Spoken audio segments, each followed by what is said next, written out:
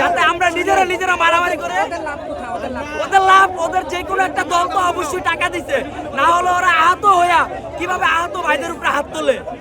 আচ্ছা, ওরা কারা বুঝতে পারছেন আপনারা? ওরা আমাদের ভিতরে আহত, যেমন যে লোকগুলো আছে আপনারা সবাই চিনেন সালমান নামে, সালমানের লোকগুলো সব মানে আপনাদের উপরে হামলা করছে।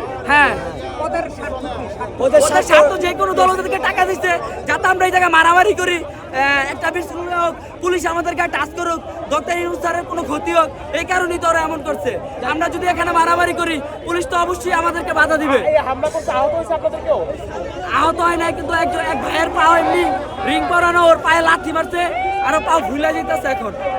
দেখেন, আপনারা জানেন সাজিদ ভাই হরিয়ক জুলাই কমিটি দিছে, যেটা মূলত সালমানরা আহত ভাই, ওরাও স্বীকৃতি চায়, আমরাও আহত, আমরা আমাদের জাতির কাছে আমরা স্বীকৃতি চাই।